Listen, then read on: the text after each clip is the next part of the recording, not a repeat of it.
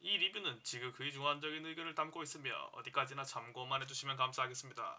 자, 여러분 반갑습니다. 오늘 리뷰할 게임은 12월 2일부터 알파 테스트를 시작한 게임이죠. 프로젝트 D에 관해서 이야기해볼까 하는데요. 트레일러를 빼놓을 수 없겠죠? 바로 트레일러부터 보고 오시죠. 손님들이 아주 많네.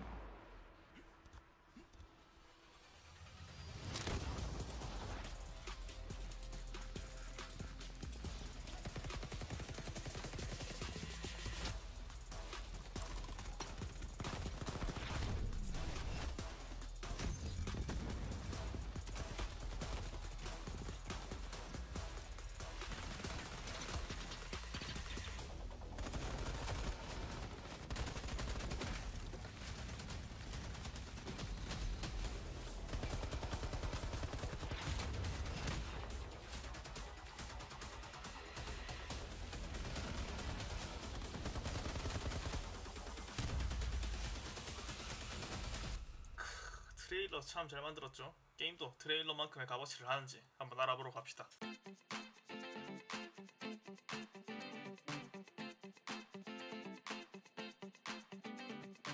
프로젝트 D. 이 게임은 일단 넥슨 회사에서 만들어낸 신작 카스르 TPS 게임인데요. TPS가 뭐냐? 라고 하시는 분들을 위해 간략하게 설명을 드리자면 그냥 3인칭 슈팅이라고 보시면 됩니다. 솔직히 넥슨이라는 회사에서 만들어낸 좋은 게임 기억에 남는 것들이 있죠? 이런 거가 있겠죠. 그래서 이 게임이 출시되기 전엔 서든3가 아니냐, 넥슨이 어디 가겠냐 등등의 말들도 많았었거든요. 물론 저도 그렇게 생각했습니다. 그래도 역시 직접 해보고 리뷰하는 게 맞겠다 싶어서 저도 직접 30시간 정도 플레이를 해봤습니다. 아까부터 화면에 재생되어지고 있는 영상들 다 제가 직접 플레이한 겁니다. 이 게임에 대해 먼저 소개를 드려야겠죠. 먼저 7전 4선승을 기본으로 두고 있는 게임이고요. 3라운드가 지나면 공수가 바뀌고 마지막 라운드는 랜덤인 것 같았습니다. 캐릭터들이 총 8명이 존재합니다. 8명 개개인의 매력이 확실하고 스킬도 너무 달라요. 그리고 각 영혼마다 2가지의 기본 특성과 하나의 시그니처 스킬이 있습니다. 캐릭터는 전부 사용할 수 있게 되어 있더라고요. 또 리뷰를 하는데 한 캐릭터만 주구장창 사용하고 리뷰할 수는 없잖아요. 한 캐릭터당 10판 정도씩은 해봤습니다.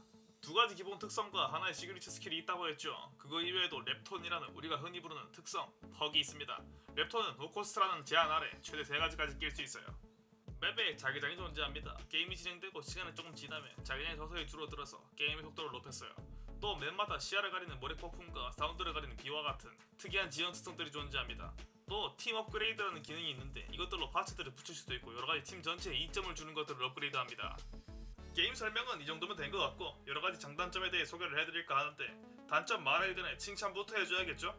첫 번째 장점은 위에 설명드렸다시피 자기장이 존재한다고 했죠. 그 자기장 때문에 라운드가 매우 빠르게 진행됩니다. 7라운드라는 것도 은근 적게 느껴지는데 매 라운드도 매우 빠르게 진행되니 게임이 정말 금방금방 끝나는 것처럼 느껴지더군요. 저처럼 루즈한 게임을 싫어하는 사람에게는 너무나도 큰 장점으로 다가왔습니다. 두 번째로는 홈페이지에 가보시면 알파 미션 이벤트라는 스킨을 주는 이벤트가 있는데 각 영혼들을 레벨을 올리면 주는 스킨도 있지만 5인큐로 게임을 20판, 40판 돌려야 주는 스킨도 있거든요. 그런데 저 같은 아싸는 5인큐를 모을 수가 없잖아요? 그래서 어떻게 어찌라고 생각을 하고 있었는데 이 게임은 용병 시스템이 굉장히 잘 되어 있어요. 저처럼 파티가 필요하거나 혼자 하기 싫으신 분들이 용병을 신청해서 초대하고 받고가 가능합니다. 그 사람이 하는 캐릭터와 KD, ADR이 보여요. 그걸로 실력을 대충 가늠하고 초대를 할 수가 있는 거죠. 여기서 잠깐 ADR을 모르시는 분들을 위해 짤막하게 알려드리자면 ADR은 라운드당 평균 데미지입니다. 세 번째로는 랩톤이 잘 구성되어 있었어요. 랩톤의 밸런스는 솔직히 잘 맞춰놓은 것 같았습니다. 여러가지 랩톤들을 잘 활용하면 게임을 배로 재밌게 즐길 수 있겠다라는 생각까지 들 정도였습니다. 물론 오코스트라는 적은 코스트 제한이 있지만 오히려 그게 득으로 작용했어요.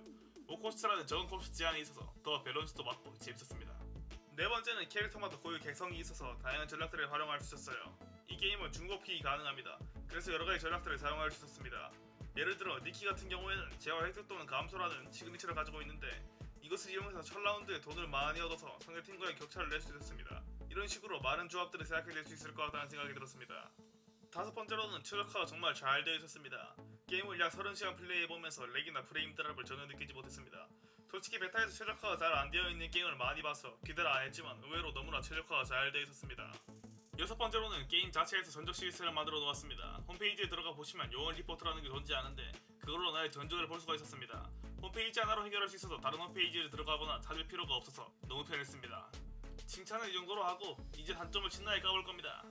그래도 아직은 베타라서 봐줘야 하지 않나 라는 생각도 들어서 단점들은 제 주관적으로 베타라서 감안해줄 수 있는 부분들과 베타라도 이건 좀 하고 감안해줄 수 없는 부분들로 구분을 해보았습니다. 베타라서 감안해줄 수 있는 부분들부터 설명을 해드리자면 첫 번째로 이건 제 경험담이고 내피셜이지만 사운드가 좀 이상한 것 같았습니다. 뭔가 왼쪽에서 발소리를 들은 것 같은데 막상 왼쪽은 벽석이고 이런 상황들도 발생했습니다. 약간의 사운드 이슈가 있었습니다. 두 번째로는 총기 밸런스가 맞지 않는다입니다. 총기가 DMR군의 총기들은 지나치게 데미지가 센 감이 있었고 샷건군의 총기는 종류도 한 가지로 너무 적을 뿐더러 근접에서 AR, DMR 등에게 지는 모습도 심심치 않게 보였습니다.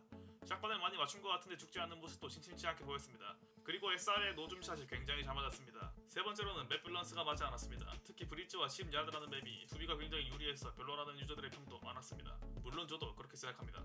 네 번째로는 캐릭터 밸런스가 잘 맞지 않았습니다. 사이먼이라는 캐릭터와 잭, 릴리라는 캐릭터와의 밸런스는 확연히 차이가 났습니다. 이해를 돕기 위해 간단하게 설명을 추가하자면 사이먼이라는 캐릭터는 2라운드에 샷건을 공짜로 얻는데 이 샷건은 모든 유저가 달 수 있는 샷건입니다. 하지만 잭이라는 캐릭터가 1라운드에 얻는 권총은 잭이라는 캐릭터를 제외하고는 얻을 수가 없는 권총입니다. 캐릭터들은 죽기 전에 기절을 합니다. 그 기절 상태에서는 권총만 사용할 수가 있는데 릴리라는 캐릭터는 중국을 사용할 수가 있어요. 물론 이게 개인의 고유 스킬이라는 건 인정합니다. 하지만 영식과 사이먼, 잭, 릴리의 성능은 확연한 차이를 보여주고 있습니다. 다섯 번째로 투척물이 가격에 비해 게임에 영향을 많이 준다는 것입니다. 이 게임의 투척무기는 총 4가지 종류로 세열탄, 스캔탄, 가스탄, 회복탄이 있는데 여기서 세열탄과 스캔탄이 굉장한 사기력을 보여줍니다. 세열탄 같은 경우에는 데미지와 범위가 너무 강화가 없습니다. 스캔탄 같은 경우에는 맵이 생각보다 좁습니다. 막 넓은 게 아니에요.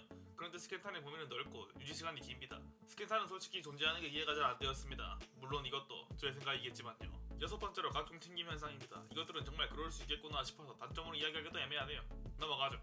이제 베타라도 가만히 안 되는 부분들을 설명할 겁니다. 여기서부터는 억가라고 생각하실 수도 있으니 스킵하셔도 좋습니다. 첫 번째로 3인치 시점 문제입니다. 내 캐릭터가 벽을 등지고 있거나 벽과 밀착해 있으면 시점이 게임에 지장을 줄 정도로 불편해집니다. 이게 왜 베타라서 가만히 안 되는 부분이라고 생각할 수도 있는데 이 게임 장르가 뭡니까? TPS입니다. 3인칭 게임이요. 3인칭 게임에서 3인치 시점 시야가 가장 중요한 부분인데 그걸 제대로 테스트 및 개선을 하지 않았다는 건 전 이해가 되지 않았습니다. 두 번째 단점은 제 내피셜이기 때문에 믿거나 말거나입니다. 매칭이 비슷한 실력끼리 잡아주는 것 같지가 않았습니다. 그래서 저는 이 게임을 리뷰할 생각 없이 플레이했다면 처음 한두 만에 접을 것 같았습니다. 이것은 제 내피셜이기 때문에 베타라서 가만히 안 되는 이유는 설명하지 않겠습니다. 세 번째로 팀 업그레이드에 대한 단점입니다. 팀 업그레이드라는 게 신선하고 재밌었던 건 사실입니다. 제가 이 리뷰를 하기 위해서 솔로부터 5인큐까지 전부 해봤습니다. 하지만 지금까지 베타 플레이를 하면서 이 기능이 정말 좋고 재밌게 느껴졌던 건 다인큐 때뿐이었습니다. 솔로로 게임을 돌리거나 팀의 반 이상이 저희 파티가 아니면 업그레이드가 굉장히 느리게 진행되었습니다. 이게 왜 베타라서 가만히 안 되냐? 이건 플레이어의 문제가 아니냐라고 생각할 수 있습니다. 하지만 저는 조금 다르게 생각합니다. 물론 플레이어의 문제도 있다고 생각합니다. 하지만 원초적으로 게임에서 팀 업그레이드라는 기능을 해야 하는 이유를 플레이어들에 강하게 어필할 필요가 있다고 생각합니다. 물론 이것도 저의 생각입니다. 이렇게 오늘은 프로듀스 D라는 게임에 대해 알아보았는데 저의 한 줄 평은 넥슨이라는 게임 회사에 다시 한번 희망을 볼 수 있었다입니다. 사담을 조금 짧게 하자면 제가 만든 첫 리뷰 영상입니다. 여러분들에게 도움을 드리는 리뷰가 되고 싶지만 굉장히 주관적인 의견과 중간중간 개소리도 많이 들어가 있습니다. 그래도 심각한 단점 이야기 부분에서는 진지하게 이 게임이 잘 되었으면 하는 마음이 있어서 개소리는 좀 꺼두었습니다. 항상 기억해 주시기 바랍니다. 게이머가 게임을 까는 이유는 이 게임에 대한 애착이 있기 때문이라는 것을요. 지금까지 정말 주관적인 리뷰로 메이였습니다.